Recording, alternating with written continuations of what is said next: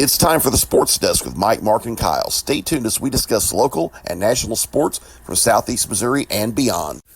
The Sports Desk with Mike, Mark, and Kyle is brought to you by Royal Retros. If you like cool throwback jerseys of defunct sports teams, Royal Retros is the place to buy. If you go to royalretros.com and you order with the code SPORTSDESK, all one word, you can get a little bit off your order. So check out Royal Retros. And now on with the Sports Desk with Mike, Mark, and Kyle. And welcome back to the Sports Desk with Mike, Mark, and Kyle. I'm Mike Bueller. I'm Mark Sanders. And Kyle Roberts is out this week, but we have got a very full show. We are going to be talking high school football. We are going to be talking the National Football League. We have got some things we're going to say about college football. And we have a couple of special guests. Tonight, the Poplar Bluff Mules will be recognizing their 25th anniversary of their soccer team that won the school's first district title in that sport. And we have two players from that team on the show in a little bit, Ben Haas and Ryan Heuiser. I'm very excited about that. But right now, we are going to start talking some high school football and going to lead off with the Poplar Bluff Mules, who lost a gut puncher this past Friday night in Cape, lost 28-22, lost a game that they were painfully close to winning. Yeah, I mean, you have to give the Mules credit. Going into Cape Central, a team that was undefeated, a team that, traditionally plays Poplar Bluff very well. And, we can certainly say, that a loss is a loss. There are no moral victories in football. But for a team like Bluff that is still looking for their first win this season, it at least gives them some reason to be optimistic for the future. The only negative part about that is that they have to play Jackson this weekend. And we're going to talk about that game in a little bit. But speaking of the Jackson Indians, they went to Farmington Friday night and made an absolute statement, manhandling and absolutely destroying a state-ranked Farmington team to the tune of 56-7.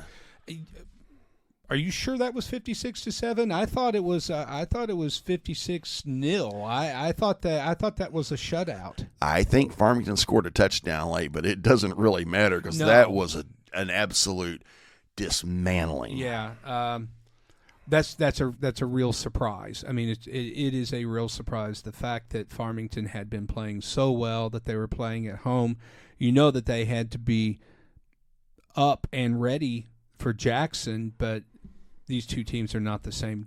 Jackson, it's almost unfair that Jackson exists in Southeast Missouri because there is not another team south of Jackson that can stand with Jackson. I mean, I think it's like, okay, you have to pick a team that might be able to hang with Jackson. I think I would go with Dexter, maybe, but they still lose by 2 or 3 touchdowns to Jackson. And the big reason for that is simple. Jackson is the largest school in Southeast Missouri, hands down. I mean, they are notably larger than either Poplar Bluff or Cape Central, the next two biggest schools. And that's frankly why nobody can hang with them around here. Yeah. And it's, you have to play, you play the people, you play the other schools that are in your backyard, but every team that plays Jackson, it's just a mismatch in Jackson's favor, It really is. On a happier note, a couple of our area teams close by had some really good games this past Friday night. Dexter put a tub thumping on East Prairie. That was not a big surprise. The final score ended up being closer than I thought it would be, but I also think Dexter might have played a lot of their reserves second half, so that could be it. Outside of Jackson, Dexter is the best team in Southeast Missouri. I mean, you have to give a lot of credit to the coach there for the program that he has built. That is a program that has legs and wheels, and I think they're going to be good for many, many years. Speaking of programs that are building, the Donovan Dons went down to Malden and put a whipping on the Malden Green Wave, beating the Green Wave 50-14 on their homecoming. This victory stands out for many reasons, not the least of which is the 2 wins matches the highest total that Donovan has won since restarting the program in 2018. Donovan has some good athletes on that team. Alex Jones is not your traditional high school quarterback. I wouldn't say that he has a great arm by any stretch of the imagination, although he is just a sophomore, and I think that he can improve. But the one thing that he can do is put the ball in Jacob Putman's hands. And Putman has a lot of talent as a receiver. He's got great hands. If he can get his hands on the ball, he can pull it in. And then he's got breakaway speed behind the linebackers and in the secondary. So, I mean, I'm not going to tell a professional coach how to do their job, but I certainly thought seeing Doniphan's loss on the road at Kelly, the only real positive plays that they had were quick slant passes to Putman, and there's another guy. Putman's number 4, and their other guy is number 6. And I'm sorry, Doniphan fans, I cannot remember his name. But both of those players caught catches and then got a lot of yards after the catch. And those were essentially the only positive plays that Doniphan was able to muster. They really couldn't run against Kelly's defense. So it's no surprise to me that they were able to dominate Malden. Malden just does not have the bodies on the field to be able to play 4 full quarters of football. And that's true, sad to say. Giving a rundown of some of our other area games, Caruthersville hung up 42 points in the second half to beat Sykeston 70-42. New Matter County Central 70. Mm-hmm. A high school, even a bad high school defense shouldn't give up 70 points. I would hate to be in Sykeston this week. Those boys are going to be running until their legs fall off. That game was 35-28 Sykeston at halftime. It was 42-7 Caruthersville in the second half. Wow. Some more games. Kennett beat Kelly. Scott City beat Portageville. New Matter County Central beat Herman. And Father Tolton, a game that I covered remote, absolutely dismantled Hayti 59-6, living up to their state ranking.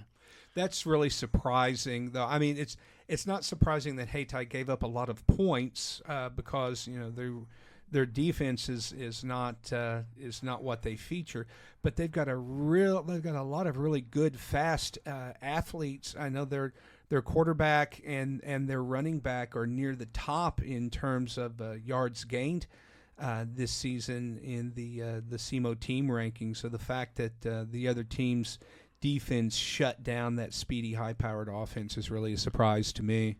Indeed, and the other game I want to mention before we dive into predicting this week's games, Charleston went over to Western Kentucky and got a big win against Ballard Memorial. I kind of saw that coming, but we're going to jump from that. We're going to jump into this week's games. First of all, Poplar Bluff is hosting Jackson. I love the Mules, but Poplar Bluff ain't going to beat them. I'm sorry. Oh, I mean, this is a mismatch. I mean, it's like the only question for me is how many points does Jackson score? I think it's probably going to be in excess of 50. The question is just I think the only again, I hate to say this because I live in Poplar Bluff. My kids all went to Poplar Bluff High School. I really hate to say this, but the question is, will Jackson decide just to put in all of their third stringers in the second half and stop scoring? Which is what I figure they'll probably do. But, I mean, it's not – we're not hating on Poplar Bluff. Jackson's just that much better than anybody else in the area. I mean, Jackson's going to be playing Cape Central in a week or two, and I figure that game's going to be a blowout as well. Yeah, I mean, this is a situation like a couple of weeks ago when Mizzou played Louisiana, the Ragin' Cajuns. I mean, it's like these two teams are just different. It doesn't matter. It doesn't matter how hard Poplar Bluff plays. They can play as hard as they want. Jackson is just a different kind of team. They're at a different level that Poplar Bluff, just given all of their effort, I don't think that they can match what Jackson brings to the field. I think you're right. A Saturday game, Dexter is making the trip up to just south of Columbia to take on Southern Boone. That was a really good matchup last year. Southern Boone has struggled a little bit this year. They are 1-3 on the season, but I still think it's going to be a good game. I'm going to take Dexter, but it's going to be a good test for Dexter. Dexter's a machine. They're going to win that game. One game that I'm very confident to predict, Donovan is making the trip to just northeast of Columbia to Mexico, Missouri, to take on Missouri Military Academy. Missouri Military Academy has struggled this year. My prediction, Donovan's going to win that game easily and get their third win. It's just a strange matchup, and I think maybe it's just a result of Donovan back in the varsity level of the program, and I don't know how they set up this schedule. This is a very strange road game for Donovan. The fact that they are traveling so far to play this team, I'm a bit perplexed, but yeah, I think Donovan comes home with a win. I do too, and one reason I think Donovan is playing a little bit of a strange schedule this year, they didn't play varsity last year. They're no longer in a conference, and I think they've also scheduled some of the teams they schedule because they're trying to kind of get the program rebuilt and jump started. And you know what? So far, it's working. Donovan's gotten a couple of really nice wins this year. I'm looking at their schedule the rest of the season. They have got a pretty good chance to win a lot of their upcoming games. I like how they stack up this week. I like how they stack up next week at East Prairie. They've got Portageville coming to Donovan on October 10th. I think that's going to be a good game. And then in their penultimate game of the regular season, they host Granite City, Illinois on October 17th. And that is a very different matchup because Granite City is a very large school. They would be a Class 6 school in Missouri. But that Granite City program has struggled. They have not won a football game since 2022. And in most of those games, they have been getting blown out pretty bad. So that could be a lot better matchup for Donovan than people think. I think that's a very winnable game for the Dons. In the couple of games that I've seen Donovan play, I think there are two things that really stand out to me that have to be addressed, mainly by the players. I know the coaches are trying to address them, but this is something, it just has to do with the maturity of the players, and that is mental mistakes. They have to eliminate the penalties. The penalties are just overwhelming, mainly procedural penalties. If you want to build a winning program, you have to get off the snap without procedural penalties. You can't have false starts. You can't have illegal shifts, illegal formations. You've got to take care of your business. And then the other thing is take care of the ball, and that is turnovers. And if there's one thing that has been Donovan's Achilles heel this season, it has been turnovers. They've been good at turning over the ball from other teams, but they have in several cases just turned the ball right back to the other teams. So reduce the penalties, reduce those turnovers. I think they'll be fine. If you can do both of those things, I think they're going to be competitive in every game for the rest of the season. Moving down the area schedule this week, Malden is going to Scott City. I'm taking Scott City, or I should say Scott City / Chaffee in that one. I think it's a mismatch. It doesn't matter. I think it's pretty obvious that Malden is going to really struggle to find even one or two wins on the rest of their schedule. So I'd agree with you there. One game that's kind of interesting, Cape Central is making the trip to the St. Louis area to take on St. Dominic. That game is going to be interesting. I am picking St. Dominic to win this one.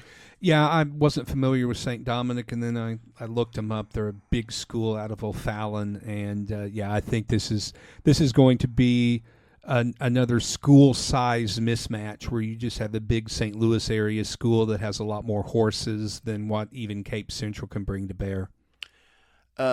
Charleston is going to Portageville. The Charleston Blue Jays have looked pretty good this year, and I am going to pick them to win again. Yeah, and Portageville has not. So I think that's another mismatch, and I think it's another big win for the Blue Jays. East Prairie at Kennett. I'm taking Kennett in this one. I think Kennett's going to win this one pretty handily. I agree.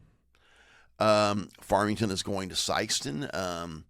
This is an interesting game because Poplar Bluff played Farmington a couple weeks back, and they are playing Sikeston next Friday for homecoming. But I have got the Farmington Knights in this one. They're going to take some frustration out on Sikeston. That was my thoughts exactly. Yeah, they got embarrassed by Jackson, and they are going to be looking for some payback. and Sykeston hasn't played really well so far this season.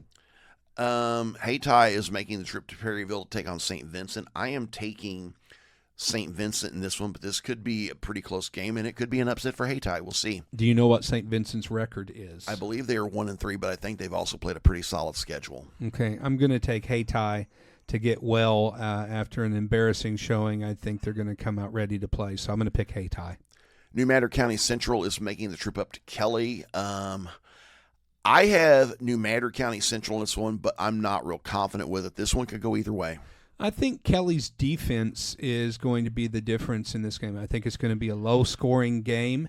I think, and I think they're just going to outlast them. Probably like, just a one-score game. But I think Kelly's going to grind this one out. Two more games. Valley Catholic out of St. Genevieve is making the trip down to Pemiscot County to take on Caruthersville. I'm taking Caruthersville in this one. Yeah, this looks like a pretty good matchup. Two undefeated teams, if my memory serves me correct, and you better check me on that because my memory is a bit suspect these days. But, yeah, I'm going to go with the Caruthersville Tigers. I mean, after dropping 70 on Sykeston last week, yeah, I think they're going to keep the ball rolling down the field.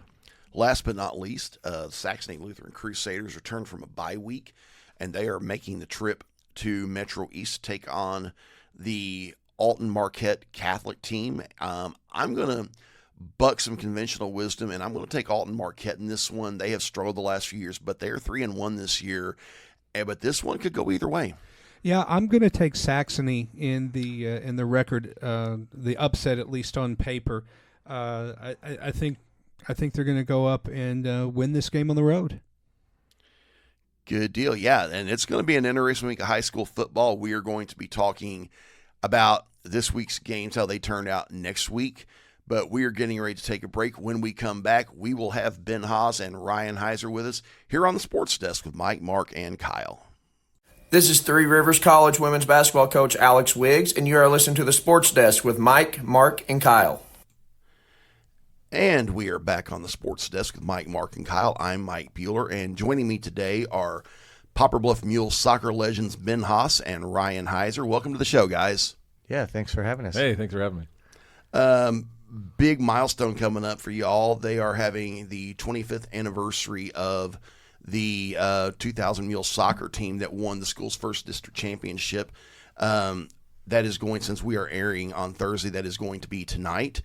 And you guys are part of that team. Ben, I'm going to start with you. How great was it to be part of that team 25 years ago? I mean, it was the goal that we had been working on for years. I had played up kind of my whole life playing soccer with guys years and 4 years ahead of me. And so it was that thing that was in the conversation kind of going back to, I don't know, soccer camps in the summer and things. It was kind of always the thing that wanted to be achieved. I remember as a freshman, we bleached our hair blonde before the game, and yeah, I remember that. Yeah, it's like it was like the goal for years, and so to get to be on the team that actually did it was really pretty incredible, and to get to do it with the guys that had sort of taught me how to play soccer and sort of carried me through the way, guys like Ryan Heuiser, was really a pretty magical experience.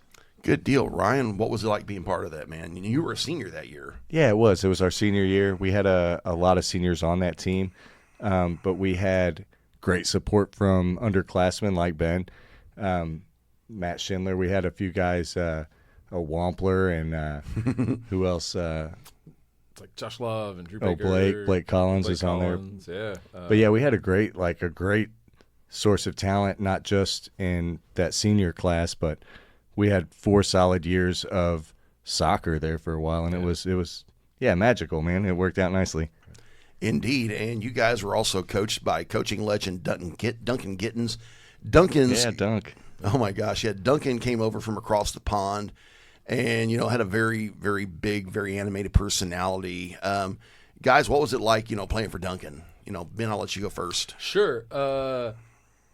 Well, there were all these kids in Southeast Missouri that picked up weird British accents or said little weird British things. And so there was lots of talk of the pitch and you wore boots. And, he was one of the wittiest, kind of smartest, funniest people I had met up to that point in my life. And so there was always like a comment to a referee that was like heinous, but also critical, but like really funny at the same time. And so I think he got away with a lot more than a lot of people. But, Yeah, I think a lot of that stuff might have flown kind of under the radar or over the head of some of the referees. Absolutely. And so, I think he really taught us a different kind of game than I think most other teams around here played. And so we ran a lot more. There was a lot of like 1-2 touch passing and things that I remember a lot of. I remember I was anxious on defense all the time. And so it was just big pressure. It was big pressure in those days, yeah. Because we played like 3 at the back, and so it was like, chase the fastest person on the field down every day, all the time. Yeah, big pressure. Indeed. And Ryan, you guys won that district championship. I believe you beat Cape Central. It was November 2nd, 2000. And one of the things I remember about that night is it was ridiculously foggy. Tell me about that night. Yeah, the fog definitely added to like the mystique, made it very much like a movie moment. We had a huge amount of supporters. A bunch of our friends came from school to support us. Like Ben said, it's something we'd been working on for years. It was a conscious goal. A concerted effort where we set our sights. We were of one mind, one goal, and we achieved it. It just, the magic happened. We had great coach teaching us a great brand of soccer. More of a, I would say closer to a European style, much more, possession focused and quick ball movement, good positioning, and a lot of endurance. Gosh, a lot of endurance, a lot of running. But yeah, it all kind of came together to this magical night where, coming out of the mist, we emerged victorious. And yeah, it's something, it's to like relive those glory days of old. But yeah, I feel like Al Bundy, where I'm like 4 touchdowns in one game. There you go. Yeah, that was my moment of 4 touchdowns for a game. I never scored a goal, but I stopped a lot of them. Ben and I. Ben, what do you remember about that night?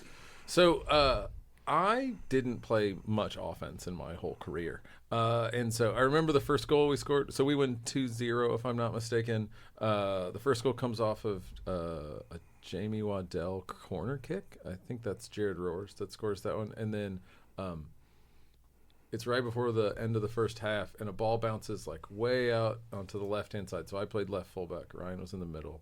And the ball kind of comes bouncing out just shy of midfield on the left wing. And like everybody's kind of already in the box, and so I just one touch hit it like into the center of the box, and just kind of like it was a prayer, and it just finds Josh Riggs' head, and so I got the second assist of my whole high school career. What a good one! Yeah, what a good one! And so it kind of felt like the nail in the coffin. We still had a half of soccer to play, but like being 2 up in the fog, in Cape or at Notre Dame, but against Cape, like it felt like the tides kind of turned at that moment. And so I don't have a lot of those moments of like big offensive sort of like participation. And so I do remember that one pretty clearly. Yeah, it's a gorgeous moment for you, for all of us, and for Poplar Bluff soccer. And then we also might have ended up at the Huddle House. It has been accused that there may have been cigars smoked at said house as a victory. And so I remember the after celebration of it as well. That's great. Oh, man. 25-year celebration coming up tonight. Ryan, how excited are you to be part of that, man? Really excited. Excited to see a lot of these guys again. I've kept up with a bunch of them like individually and things like that, but to have everybody together in one group will be a lot of fun. I'm sure we have a lot of fun to look forward to. Some I don't know how we say debauchery. I think we'll probably show up there. Ben, what are you looking forward to tonight, man? Yeah, I have to admit I haven't seen as many mule soccer games as I probably should have, and so I'm excited to see the what the team's doing these days, and to get to go check out the field and sort of see what the team looks like today. It has been too long. I'm excited to see the folks. Yeah, it's been a long time. It's funny how you get older and life gets busy and all the things happen, and it's hard to make time to do all that stuff, and we didn't really end up playing pickup games and stuff like that. And so, I'm excited to see all the folks, and I don't know, hopefully get to wave my hand a little bit and say hi to the folks, and right. kind of remember what the lights feel like and all that stuff. And guys, that is going to be tonight at Mules Stadium. Poplar Bluff Mules are playing Sykeston Bulldogs, the high school team of this current high school team. But the 2000 Mules soccer team is going to be recognized at tonight's game. It's going to be fun. If you can make it out, you should make it out. And that has been Ben Haas and Ryan Heuiser. And you are listening to the Sports Desk with Mike, Mark, and Kyle. This is Three Rivers men's basketball coach Robert Kirby, and you are listening to the Sports Desk with Mike, Mark, and Kyle. And we are back on the Sports Desk with Mike, Mark, and Kyle, and we are now going to talk about the National Football League. I'm going to lead off talking about an absolute dumpster fire in Nashville. The Tennessee Titans, we were very beat up this past week. You know, we had the entire right side of our starting line out. Our nose tackle's on injured reserve for a few weeks. And the Indianapolis Colts came in and absolutely embarrassed us. Got a pick six on the third play from scrimmage, and it went downhill from there. We ended up losing by 3 touchdowns, and I had to resist the urge to come into the studio this morning wearing a paper bag over my head. That game was an absolute disaster. Well, I mean, yeah, I mean, it certainly wasn't anything fun to watch if you're a Tennessee fan, but at the same time you were playing Indianapolis, who has emerged as one of the most impressive teams in the NFL this season. And I need to go ahead and do an apology to the city of Indianapolis and admit that I was wrong about the Colts. I did not expect them to do anything this season. I thought it was going to be a down season. I certainly didn't expect anything from Daniel Jones, given his previous record. But all credit to Shane Steichen, as well as the new ownership. Jim Irsay's daughter, I believe her first name is Carly, if I'm remembering correctly. I mean, she's a very active owner. She's down on the field. She's got a headset. You know, she is taking an active part in a positive way. She's kind of like the anti-Jerry Jones.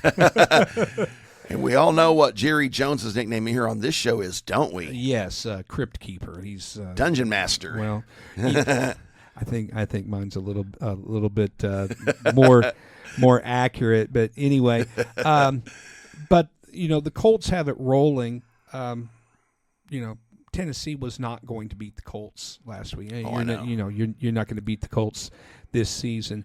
But you know, Cam Ward bounced back after that pick. He had was it 2 or 3 touchdown passes for Ward? 1 touchdown pass, but he ended up throwing for over 200 yards. Had, aside from that pick six, probably his best game as a pro. Here's the thing, you know, there are some positives out of this loss.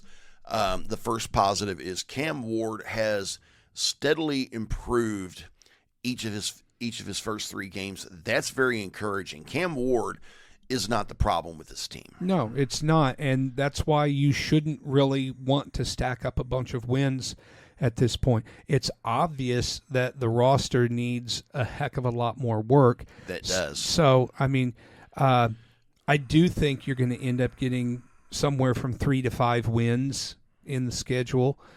New Orleans is on your schedule, right? Mm-hmm. Well, that's a win. You know, you might hope that Cincinnati's on your schedule because they're not awful. But yeah, you want a top 5 draft pick. You know, you want to get someone, you know, either a left tackle or a you know, an edge rusher, a big defensive tackle. I mean, someone who can make a huge difference for your team for the next 10 years. And then you want to stack up as many draft picks after that as you can. This is not a team that is equipped to win now.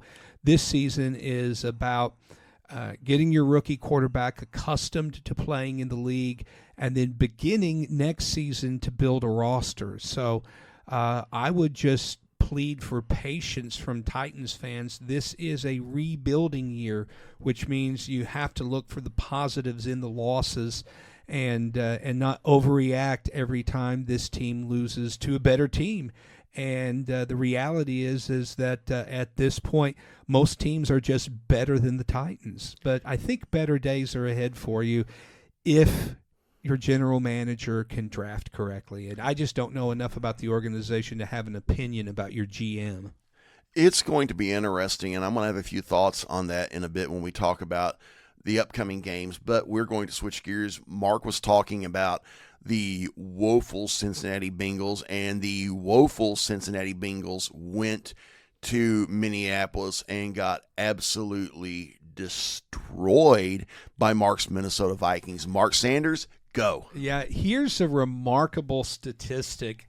Isaiah Rodgers had a 99.9 ranking in the PFF weekly evaluations. That's as close to it. That is a perfect score in the PFF rankings. He's the only player since PFF started publishing their rankings, I believe like 20 years ago, who's ever gotten a perfect score like that. Isaiah Rodgers had a pick six, an interception with an 80-plus yard run back for a touchdown. Rodgers is incredibly fast. He may be the fastest person on the Vikings roster. He then punched out the football, picked it up, and ran it back 60-plus yards for a second touchdown. And then he had another forced fumble, this time on Jamar Chase, who almost never coughs up the ball. The Vikings are flying around the field on defense. This is the defense that we expected to see. There were a couple of key players back on both sides of the ball for the Purple on defense. We had Hitman Harrison Smith back quarterbacking the defense. His experience, his insight, his ability to anticipate plays is second to none, and it is just a different team. The other thing that having Harrison out there, it frees Josh Metellus up to play queen on the chessboard, to go where Brian Flores needs him. Metellus had been playing Harrison's position while he was out. The reason why Harrison is still undisclosed is just they've described it as a personal illness. So I don't know if he had a bout with COVID or the flu. There really hasn't been a whole lot of speculation in the media. It's just it's an illness is what it's been described as. Anyway, Smith is back, and they should be ramping up his reps. The biggest return, of course, was Christian Darrisaw, the Vikings All-Pro left tackle. Well, I don't think he's been elected All-Pro, but he's definitely All-Pro. He's one of the 2 or 3 best left tackles in the entire league. And the reason that Carson Wentz was able to look like a professional NFL quarterback, in contrast to, unfortunately, the way that J.J. McCarthy has started his regular season, is that he had CD guarding his blind side. And in addition to that, Jordan Mason had a big day, more than 100 yards on 16 carries, 2 rushing touchdowns. And for the most part, he was running behind Christian Darrisaw and Donovan Jackson. Bit of a bad news out of Minnesota. Jackson had to have surgery on a wrist injury that he played through on Sunday, but they decided to go ahead and do the surgery now. He will be out for the 2 weeks that the Vikings will be playing overseas in Ireland and England. And after that, they'll have a week bye. So they're anticipating that Jackson will be back for that big game at home against the Philadelphia Eagles when they come out of the bye. So we wish Jackson a speedy recovery, because he is having a really great rookie season so far.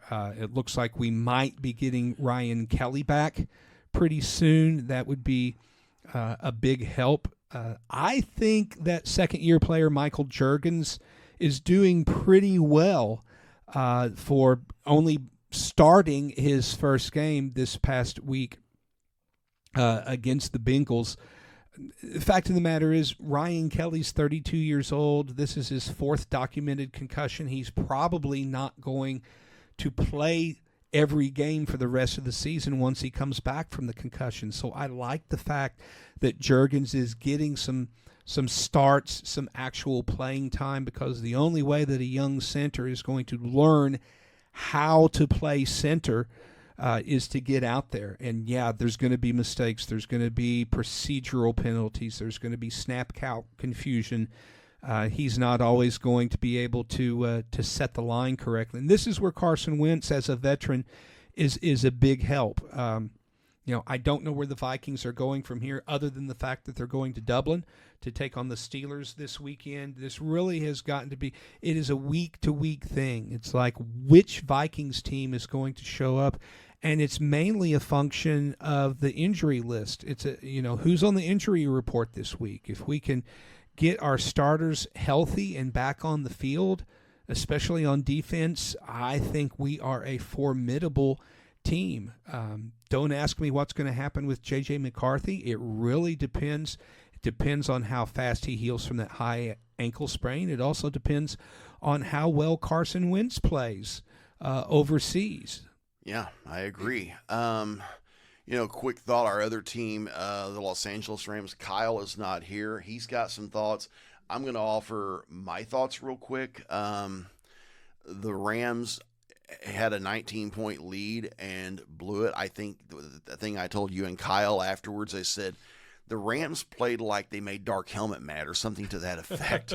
And that was, still, I mean, the Rams looked great for a while. It was impressive. They just couldn't hold it. And Kyle has some thoughts he shared with us on that game. And Mark, I'm going to let you share those with us. Yeah, this is from Kyle. He says the Rams didn't fight hard enough to preserve the lead. Major props to Philly.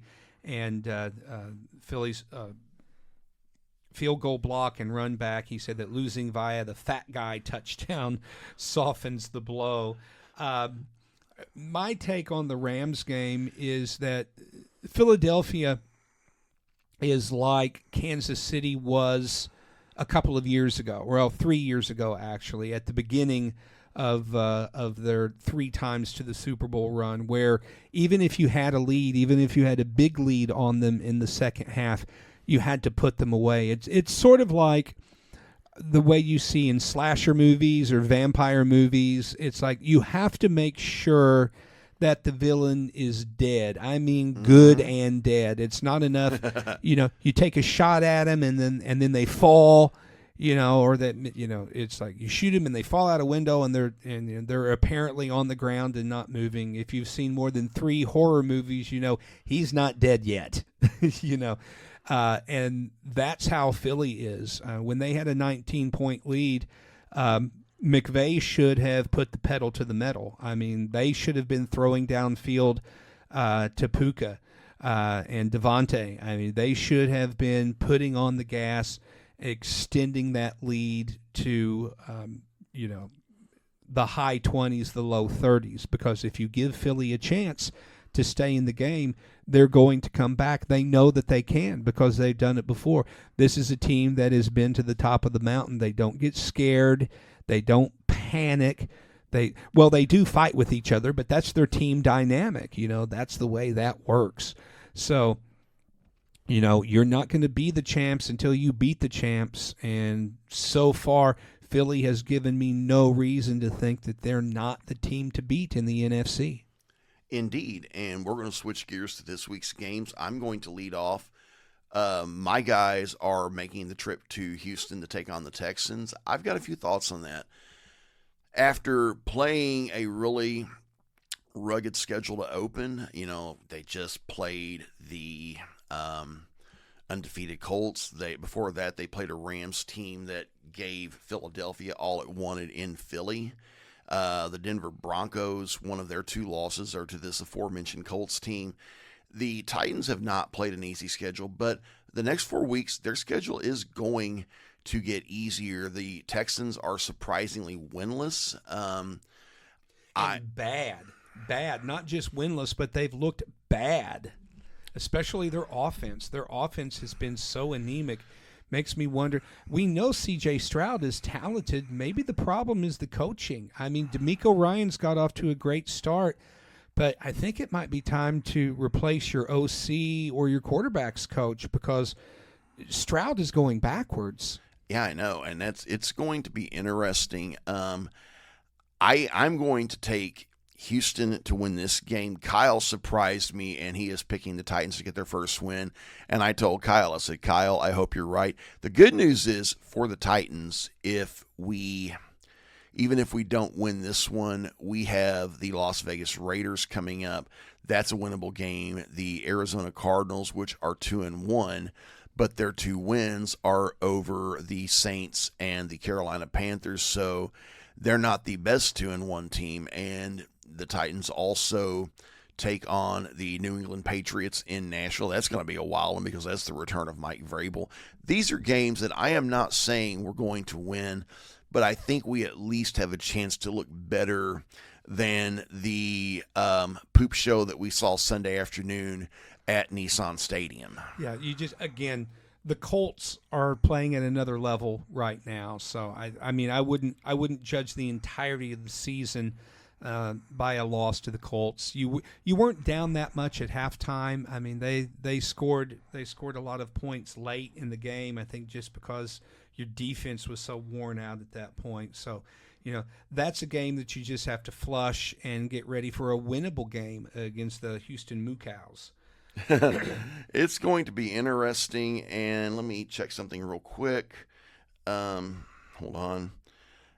Alrighty, hold on just one second. Oh, the Minnesota Vikings, meanwhile, are making the trip across the pond to, and I'm not even going to try to do an Irish accent, but they are playing in Ireland against the Pittsburgh Steelers. That's going to be an interesting one. Mark, go. Excuse me. I seem to have caught your sore throat here this morning. Yeah, the Vikings are going to win this game. Aaron Rodgers is completely immobile in that backfield. Another thing that we saw out of that game against Cincy is the emergence of Dallas Turner as the defensive force that we thought. We also have 2 rotational players on our defensive line, Jalen Redmond and Levi Drake Rodriguez. They rotate in to replace John Allen and Javon Hargrave on certain downs, and they have just been a wrecking crew in other teams' backfields. The Steelers don't have a really good run game. They only scored 21 points against a bad New England team last week. I think that the Vikings defense is really going to make life miserable for A.A. Ron Rodgers. You done messed up, A.A. Ron. Yeah. Also, Pittsburgh's defense, I mean, they've still got Watt on the end. They still have good players in the secondary, but this is not the Pittsburgh defense that we have seen traditionally over the years. They are a skilled and talented defense, but they're not scary the way Pittsburgh defenses have been in the past. So I think we're going to have Darrisaw. We're going to have Blake Brandel in at left guard. He is a capable backup.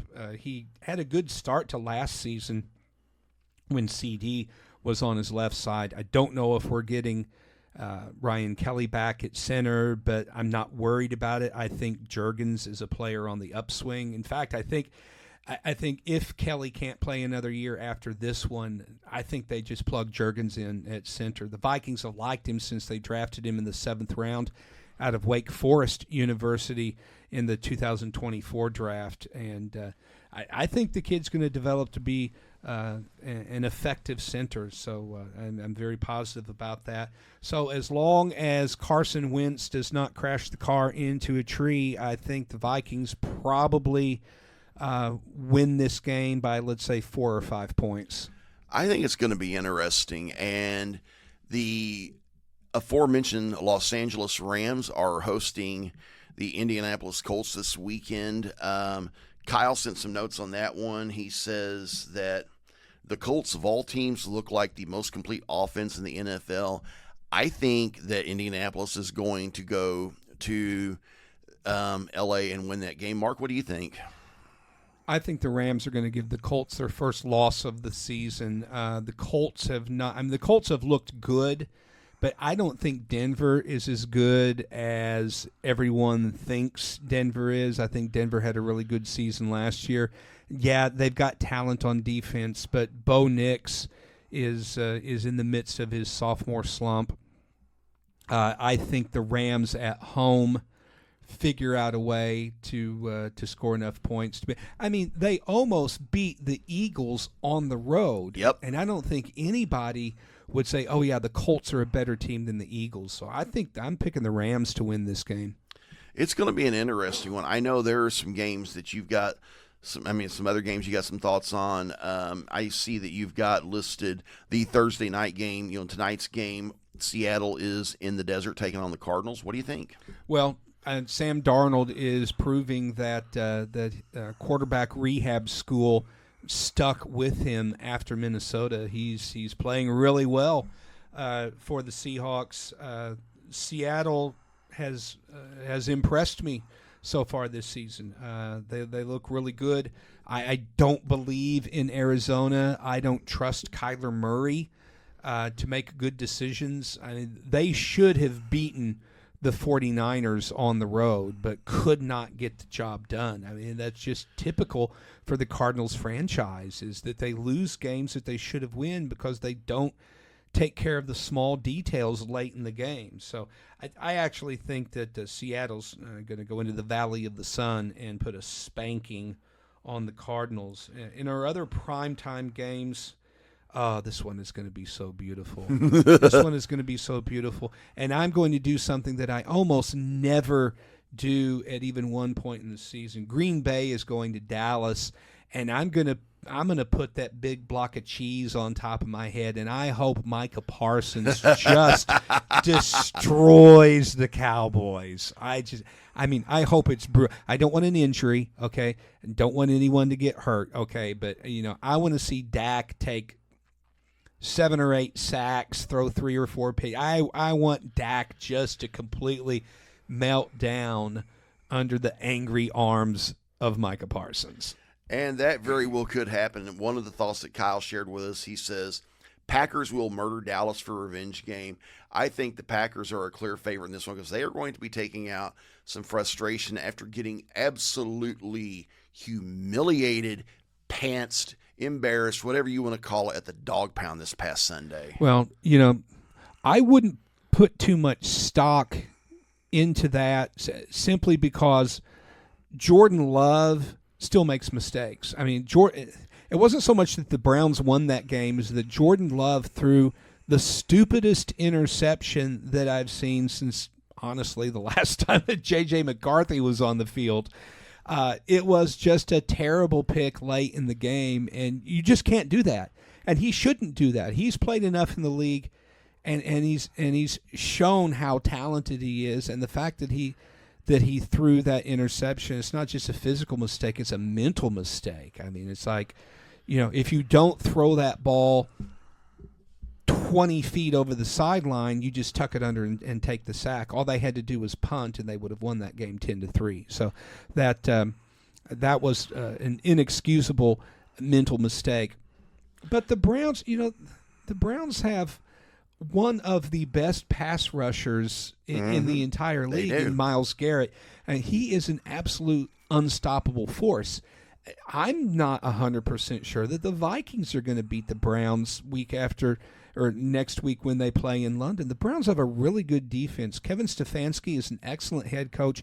If he had a quarterback and a couple of decent receivers and a decent running back, I mean, if he had any semblance of an offense, and I blame the front office on that, it's like, why would you waste a pick on Shedeur Sanders when you could have drafted somebody like Cam Skattebo? All right, I told you all in the draft that Cam Skattebo was going to be a monster, and did you see what he did Sunday night in the loss against Kansas City? 12 carries for more than 112 yards. I mean, he is an unstoppable force. It's amazing. I love that guy. I wish he was playing on the Vikings. Indeed. Yeah. Before we dive into our other games, I will make a quick mention that the Browns' reward for beating the Packers, they get to go to Ford Field and get pantsed by the Lions. Ooh, yeah. I'm going to talk about the Lions here in just a little bit. Another primetime game. The Jets are going down to Landshark. What do they call that stadium now? I always call it Joe Robbie. Yeah, I don't I don't think it's Joe Robbie. I don't think they're in that same building. I think it's Hard Rock Stadium. Yeah, it is. It's the same stadium. They just changed the name on it a gazillion times. Yeah. I'm picking Miami at home. The Jets don't have a quarterback. They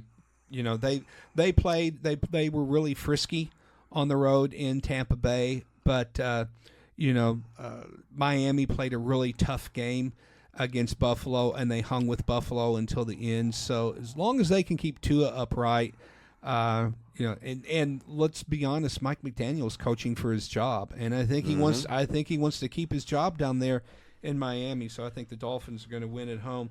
It is a Monday night doubleheader. And the second game is going to be a horrible mismatch with the Cincinnati Bungles. They're back to the Bungles. Going to Mile High to take on the Broncos. And, again, I just said I don't think Denver is as good as everyone thinks they are, but they're certainly good enough to beat a Cincinnati team that just looks like they forgot how to play football. Yeah, and Kyle has a couple of thoughts on that one. He says that the Bengals without Burrow are the league's worst by a landslide. He also said, buy big on Denver hosting Cincy. So, yeah, I think that the Horsies are going to win that game over the Kitty Cats. It's not going to be pretty. It's too bad that the Bengals do not play the Titans this year. That would have been such good news for my poor guys. Yeah. What else have we got on schedule? Ooh, the Ravens are going to be playing at Arrowhead. That's going to be a dandy. Yeah, this is my pick of the week. Baltimore is certainly going to be feeling the pain this week after their loss last night, 38-30, to the visiting Detroit Lions. And, Kansas City got their first win on the road against the Giants. And Kansas City knows how to beat Baltimore. I mean, they just do. Mm-hmm. They know how to beat Baltimore. If I was a Ravens fan, I would be very concerned with the fact that Derrick Henry seems to have forgotten how to hold on to the football. He's had 3 fumbles so far this season. Kansas City's defense was flying all over the place in New Jersey against the Giants. I think they're going to be really hyped up. They're going to be in Kansas City. It's going to be an afternoon featured game on Sunday. It won't be pretty, but I think that Pat Mahomes and the crew get the job done against the visiting Ravens. That's going to be a great game, though. Yeah, I think it will be too. I'm going to offer a couple of Kyle's thoughts before we get some more thoughts from you. This is what Kyle sent us. He thinks Justin Herbert might be an early MVP contender. He said that, like you said, the Steelers are not as good as their record. He thinks that Brian Daboll in New York is going to be the first coach fired. There are Titans fans that would passionately disagree and say they want Brian Callahan to be the first coach fired. I'm not quite to that point yet, but if we get blown out in our next 3 games, I very well might be. We will see. But, Mark, I know you've got some thoughts. Oh, one more thing. Kyle also said, sell on the Texans. He is picking the Titans to pull the upset. But I know you've got some thoughts. Mark, take her away. Yeah, this is a feature that I thought up earlier this week, buy or sell. And hopefully we can do this in a week-to-week thing, just kind of looking at trends in the league. I'm buying on the Detroit Lions. A lot of people were thinking that the Lions were going to have a down season after losing their offensive and defensive coordinators, and then those thoughts only increased after they lost Kevin Zeitler to free agency, and then their center Frank Ragnow retiring all of a sudden before the season. And then, of course, in Week 1, they were soundly defeated on the road in Lambeau against the Packers, and so, oh man, there go the Lions. They're not as good. They missed their window, and then they come out and they just completely beat the snot out of the Bears. And hey, congratulations to the Bears for winning their first game by beating the Dallas Cowboys. And I am rooting for Dallas to lose every week. I want to see them go 1-16. I really do. I think that would just do my heart good. But getting back to Detroit, after going on the road and physically imposing their will on the Baltimore Ravens. And the Ravens' reputation is for doing that they just out-physical their opponents. Very impressive. Right now, if I have to pick an NFC champion, they wear powder blue. I think Detroit is finally going to win an NFC championship this season, at least after week 3. And again, this is NFL stands for not for long. So, there is an expiration date of about 7 days on all of these takes. I'm selling the Las Vegas Raiders. Okay, I really thought that Pete Carroll and Geno Smith were going to make a difference. They have not. That franchise is awful. They stink. I'm not going to make the mistake of picking Vegas either on the road or against an evenly matched opponent because they've been nothing but disappointing so far. So sell on the Las Vegas Raiders. It's going to be interesting. I actually just sent Mark a thought that I know that you can look at in a little bit. There's a guy that I follow on Facebook named Wes Wisley. He is a Facebook influencer type on the Titans. He is very big on Callahan must go. He just posted, he says he does not think Callahan will be back after the bye in week 10. I don't know. This one could go either way. I'm torn. I don't really like a team changing midstream early in the season, especially with a rookie quarterback. So that's one reason I'm not quite on the fire Callahan now bandwagon. But I do think that he could easily be gone before the end of the season, because if you get rid of him in December, it eases the transition on Cam Ward, and it gives you a head start on finding a successor. My quick thought on that, when the day comes that Callahan gets ousted, because I think it's a matter of when and not if, I don't think we need to hire another young coordinator. We need to get an experienced coach to come in and win. I'm personally thinking get a top-notch college coach. I think Dabo Swinney may be available. No, that would be an awful hire. Well, awful. Now, one hire that I do think could be good if it happens, Mario Cristobal from the University of Miami. He was Cam Ward's college coach, and he has got a reputation as a program builder. That's what Kyle said. That may be worth a look if that happens, but we will see. Yeah, I think I understand. Here's the thing. Fans are stupid. All right, they just are. I'll count you and me along with that.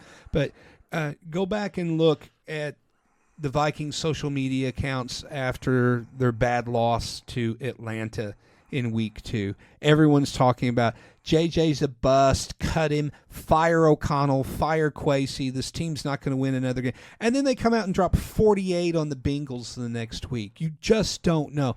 You cannot react in the short term. I've been a Vikings fan all my life, and you can ask my wife. There are games where I've lost where I'm like, disband the franchise. Just sell the team and shut it down and fire everybody. That is an emotional reaction to a loss. This is a business.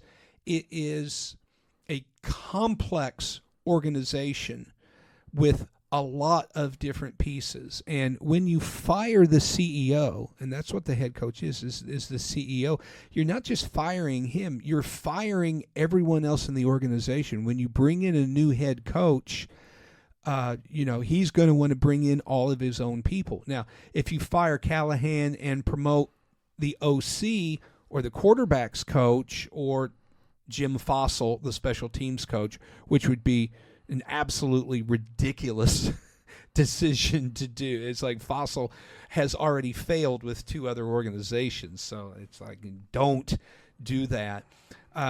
Now, if you're talking about late in the season after the Week 10 bye, I think that would be more understandable, especially if they haven't won any games, by the way, if they've only won like 1 or 2 and really are not playing well. You can see that. But I will say again, the key to this season is the development of Cam Ward. And if you fire Callahan now, you are interfering with that development. You're going to be asking him to start to learn in the middle of a season a completely different offensive system. You say, well, we're going to keep the OC and just give a new head coach. You haven't accomplished anything by doing that, because you're already not winning games. So the only reason for firing the coaching staff is to try to bring in a better coaching staff, but that's not going to be successful with a rookie quarterback. And as I've said before, you do not have the roster yet to be a winning organization. So if you want to wait toward the end of the season and go ahead and start cleaning house, I don't know what the end of your schedule looks like, but if you're looking at it and think, okay, well, none of these games are winnable, and then maybe you do promote one of your coordinators and see if they're frisky or anything. I'm not really thrilled about the idea of hiring a college coach to move up. That's usually not very successful. I mean, yes, Jimmy Johnson made the transition successfully, but he also had an unbelievable roster in Dallas for those years that he won the Super Bowl. I think you or I could have coached that team with that roster and still done really, really well. Those were all-time. Those are Hall of Famers. They were Hall of Famers on both sides of that ball. So I'm not big on the idea of hiring a college coach, because for every Jimmy Johnson, I'll give you a Nick Saban in Miami, or God forbid Urban Meyer in Jacksonville. Those hires usually don't do really well. If Mike McDaniel gets sacked in Miami, I think he would be a good fit. Mike McCarthy, who won a Super Bowl in Green Bay, is sitting on his couch. If you wanted to fire Callahan today and bring in Mike McCarthy, then I would actually listen to that. I think that would be something worth doing. Just focus on developing your quarterback and getting better week by week. And I think it's really hard for Callahan to focus on this when everyone is calling for his head after every week's loss. Again, I don't think the state of the team is entirely his fault. I'm not sure that Vince Lombardi could win games with this roster. You just don't have the horses. It'll be interesting. McCarthy would be an intriguing name. That's something we could talk about, in the near future. But we're going to switch gears to college football real quick before we pop out of here. Want to talk about the Mizzou Tigers that got a really nice win over the South Carolina Fighting Roosters over the weekend. Kyle offers some thoughts on this. He says Mizzou is a playoff contender with a favorably weaker schedule. It's going to be interesting. Mark, what do you think? Mizzou is definitely going to beat UMass. It's like this is another cupcake on their schedule. I'm looking ahead to Alabama coming into Como and leaving with their tails between their legs. I'm calling it right now. Mizzou is beating Alabama this season. It's finally going to happen. I want to give a take on Mizzou's current AP rankings from our old buddy Tuck. He says this quote, "Only on planet dumb old fat guy is 4-0 Mizzou looking up at 2-1 Bama in the quote unquote polls. ESPN can try to make Texas Tech and Texas Manning happen all they want, but in the immortal words of legend Bill Parcells, you are what your record says you are." And he closes this with 3 words: utter contemptible corruption. Yeah, the polls definitely have some issues, I think. But anymore, people only care about the polls during the first part of the season. Once the CFP rankings come out, nobody really gives a rat's carcass about the polls. So that's kind of what I think. Well, and my response as a coach to the polls would be, to quote the immortal Al Davis, just win, baby. That's right. If you just win your next game, you're going to be taking care of business. Indeed, and that's our show for this week. We'll have another good one next week. It has been fun, and we have really enjoyed it. On behalf of Kyle Roberts, I'm Mike Bueller. I'm Mark Sanders. And you have been listening to the Sports Desk with Mike, Mark, and Kyle.